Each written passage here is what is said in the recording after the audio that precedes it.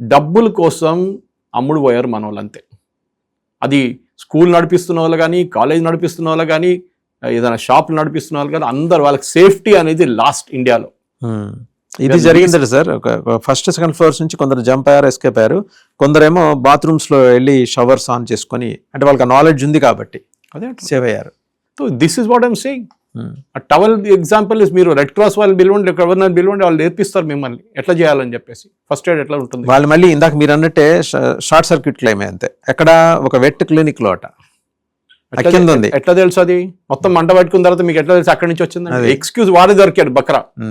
Okay, నేను చెప్పాను చూడు, మన హైదరాబాద్ జరిగిన ఒక మంటలాగానే కరెంట్ లేదు అక్కడ, షార్ట్ సర్క్యూట్ అయిందంటే ఎట్లా కరెంట్ లేనప్పుడు షార్ట్ సర్క్యూట్ ఎట్లా అవుతుంది?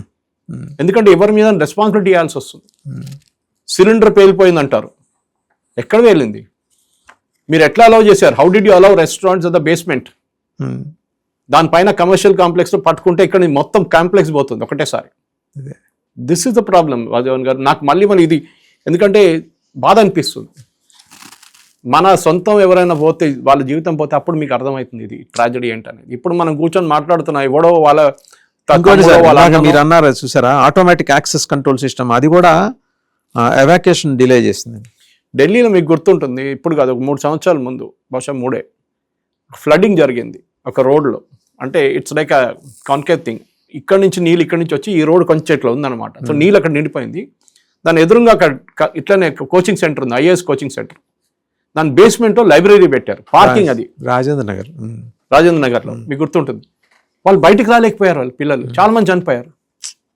ఎందుకంటే యాక్సెస్ ఆఫ్ అయిపోయింది, యాక్సెస్ సిస్టమ్, బయటికి రాలేకపోయారు. ఆలోచించండి, so access system is good for security perspective. కానీ మీరు బేస్మెంట్లో ఏం చేస్తున్నారు? హైదరాబాద్లో ఎన్ని బేస్మెంట్లు తీసేసి, జనరేటర్ తీసేసి మీరు ఏం చేశారు చెప్పండి ఇప్పుడు నాకు. ఇది మనొక పిఐఎల్గా సుప్రీంకోర్టుకి వెళ్ళాలి. హైదరాబాద్లో ఉన్న ఒక సీనియర్ అడ్వకేట్స్ని ఎవరైనా రిక్వెస్ట్ చేస్తున్నాను, మీరు ప్లీజ్ ఇక్కడ నుంచి high court, I have a doubt, high court కూడా వెళ్ళొచ్చు మీరు కావాలంటే, కానీ మీకు క్విక్ రెజల్యూషన్ వస్తుందా నాకు డౌట్ఫుల్. ఎందుకంటే పెడెస్ట్రియన్ గురించి హైకోర్టు చెప్పిన తర్వాత కూడా జిహెచ్ఎంసీ వాళ్ళు, మల్కాజిగిరి మున్సిపల్ కార్పొరేషన్, హైదరాబాద్ పట్టించుకోవట్లేదు ఇప్పుడు కూడా. ఇప్పుడు సుప్రీంకోర్టు చెప్పిన తర్వాత మొన్న 2500 తీశారంట, మళ్ళీ వాళ్ళు తిరిగి వస్తారు గంట సేపు తర్వాత. మీరు ఎర్రగడ్డ వైపు వెళ్ళండి, ఎర్రగడ్డ నుంచి మొత్తం ఫ్రూట్ స్టాల్స్ ఉంటుంది లెఫ్ట్కి, వారం వచ్చి తీసేస్తారు, మళ్ళీ అడొచ్చి కూర్చుంటాడు. అక్కడ ఒక మంట పట్టుకుంది అనుకోండి, అన్ని లైట్లు యూజ్ చేస్తారు, ఇల్లీగల్ లైట్స్. అదాన్ని ఎట్లా యూజ్ చేస్తున్నారు? ఇది ప్రతి ప్లేస్లో ఉంది వాసుదేవన్ గారు, ఐమ్ టెలింగ్ యూ. మీరు అట్లీస్ట్ మాల్స్కి వెళ్తారు, మీరు ఒక మాల్కి వెళ్తే అక్కడి నుంచి మీకు ఎస్కేప్ రూట్ ఎట్లా అని మీకు ఎట్లా తెలుసు? ఎవరైనా చెప్తారా? మీకు తెలియదు. అక్కడ ఉన్న ఎంప్లాయీస్ బహుశా తెలుసు. And they have proper system. ఎందుకంటే ఒక మాల్ అంత ఈజీ కాదు పర్మిషన్ ఇవ్వడం అనేది. అట్లీస్ట్ ఒక నేషనల్ లెవెల్, ఇంటర్నేషనల్ లెవెల్ ఉన్న మాల్స్ వాళ్ళకి ఒక లులు లాంటి వాళ్ళకు ఉంటుంది అది. But the question is not that. Accident జరిగినప్పుడు ప్యానిక్ అయిపోతారు, they panic immediately. That's the first sign. మనకి హ్యూమన్ సైకాలజీ అది, ప్యానిక్ కావడం అనేది.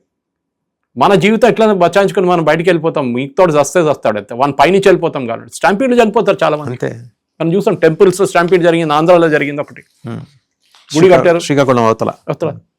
ఎందుకు? మన దగ్గర డిసిప్లిన్ లేదు. 10 మంది ఉన్నారు, నేను కూడా పోతా లోపలికి అని పోతాడు, వాడు ఉన్నాడు కింద పడ్డాడా ఏం లేదు, వాళ్ళు పైనుంచి తోసుకుంటూ వెళ్ళిపోతారు. స్టాంపీడ్ మన ఒక టెంపుల్లో జరిగింది, మధ్యప్రదేశ్లో అనుకుంటా, టెంపుల్ కూలిపోయి కింద పడిపోయింది, మహారాష్ట్రలో. Where is the safety features? Safety అనేది మన దాంట్లో లాస్ట్. దానికోసం చూడండి, మన కార్లు కూడా చూడండి వాసుదేవన్ గారు, ఈ కార్లు యూరోప్లో అమ్మలేకపోతారు కొన్ని కార్స్, ఇక్కడ మన దగ్గర ఉన్న మోడల్స్, ఎందుకంటే ఆ సేఫ్టీ ఫీచర్స్ లేదు. అక్కడ చాలా హై ఉంది safety features.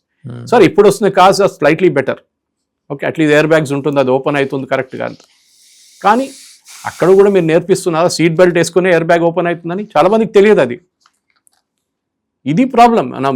Outer ring road నేను రెగ్యులర్గా యూజ్ చేస్తాను, వారంలో ఒక 4 రోజులు I take outer ring road from Gachibowli to Shamirpet exit. పిచ్చోన్లాగా నడిపిస్తారు బండి, లెఫ్ట్ నుంచి ఓవర్టేక్ చేస్తారు 80 లేన్లో, 120, 130 వెళ్తుంటాడు వాడు. నేనే 100 పోతున్నాను రైట్ సైడ్ లేన్లో, 120 లేన్లో, వాడు పక్క నుంచి వెళ్ళిపోతాడు. Who is checking? No checking on that. Half the lights పనిచేయట్లేదు ఔటర్ రింగ్ రోడ్ మీద. ఔటర్ రింగ్ రోడ్ మీద మీరు గచ్చిబౌలి నుంచి కొంచెం దూరం వెళ్ళంగానే కొల్లూరు అంతా క్రాస్ చేసిన తర్వాత, మల్లంపేట అంతా, దాని తర్వాత ఐడియా బొలారం తర్వాత, most of the lights are not working, pitch dark. మీరు టోల్ తీసుకుంటున్నారు కదా, మీ రెస్పాన్సిబిలిటీ కాదా అప్పుడు ఆ లైట్లన్నీ ఆన్ చేయడం అనేది? ఇది ప్రాబ్లం. యాక్సిడెంట్ జరిగిందో మన దగ్గర రెగ్యులర్గా ఔటర్ రింగ్ రోడ్ మీద ఎవడో వస్తాడు, 3 పోతాడు డైలీ, ట్రక్ వెళ్ళి కొట్టేస్తాడు, లేకుంటే నిద్రపోయి మీడియన్ మీద కొట్టి పడిపోతాడు. ఇది ప్రాబ్లం. అప్పుడు పోలీసు వాళ్ళు వస్తారు, చెకింగ్ చేస్తారు. వారం తర్వాత మళ్ళీ బ్యాక్ టు స్క్వేర్ వాళ్ళు.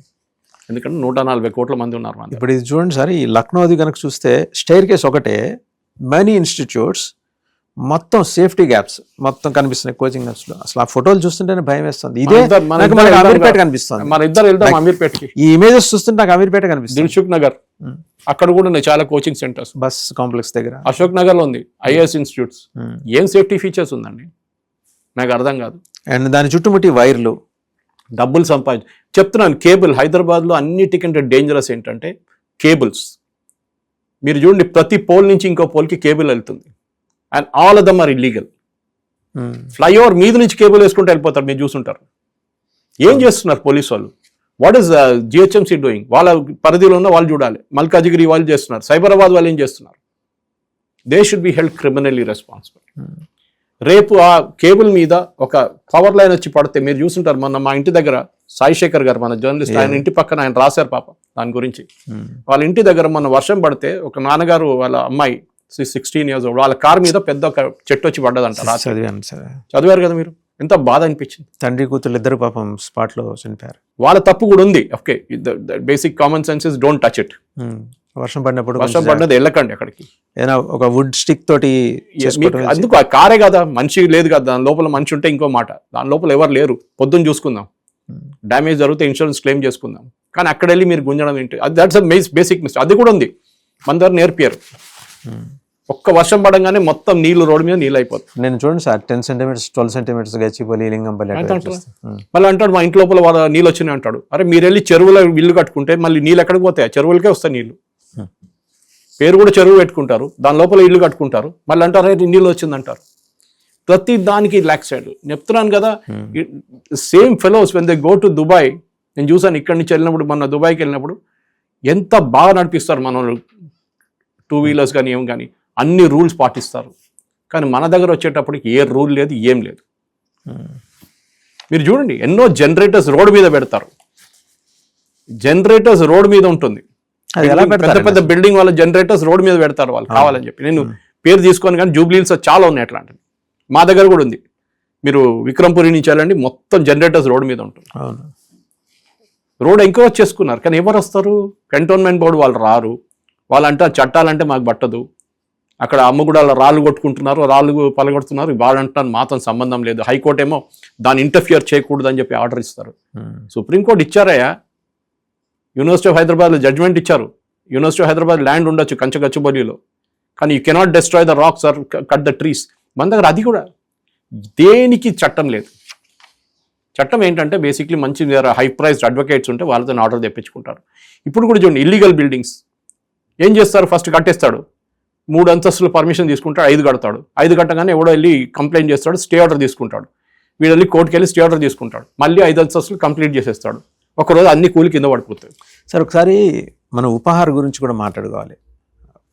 చాలా పాత ఇది, అది మిస్సెస్ కృష్ణమూర్తి, ఆమె పాపం she the one who fought the case. Like వాళ్ళ 2 పిల్లలు పోయారు దాంట్లో. అవును, గ్రోన్ అప్ కిడ్స్ దేవర్ గాన్. ఇదే చెప్తున్నాను, మన దగ్గర వెళ్ళండి, ఫైర్ ఇన్స్పెక్ట్ చేయండి. మీరు ఇప్పుడున్న పెద్ద పెద్ద సినిమా థియేటర్స్లో ప్రాబ్లం లేదు. At least you know where the fire exit is. Okay, కానీ ఆ ఫైర్ ఎగ్జిట్ నుంచి బయటికి ఎట్లా రావాలి? మెయిన్ ప్రాబ్లం వాసుదేవన్ గారు చెప్తున్నానండి.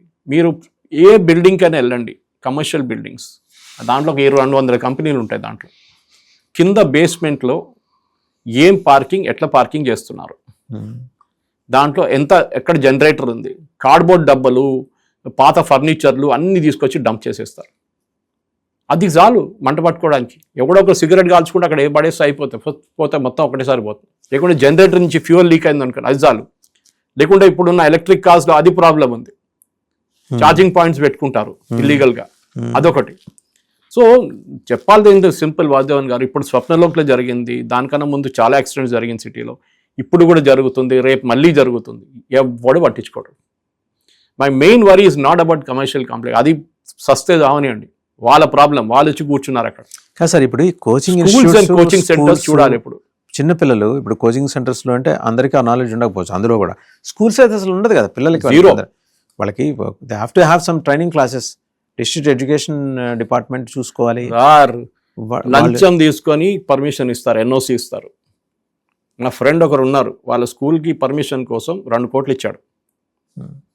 సిబిఎస్ఈ స్కూల్కి 2 కోట్లు లంచం. I don't want to take the names including senior civil service officers. అప్పుడు చెప్పండి, అట్లీస్ట్ ఆ స్కూల్కి మొత్తం ఇన్ఫ్రాస్ట్రక్చర్ ఉండే. అది లేని స్కూల్స్ ఉన్నాయి. మీరు బయట దిగి చూడండి, పెద్ద పెద్ద మన కాలేజెస్ ఉంటుంది చూడండి, ఏది ఐఐటి జేఈ కాలేజెస్ మొత్తం కమర్షియల్ బిల్డింగ్స్లో పెట్టేశారు. What features do you have? డబ్బులు సంపాదించడం అదొక్కటే స్ట్రాటజీ, అంతే.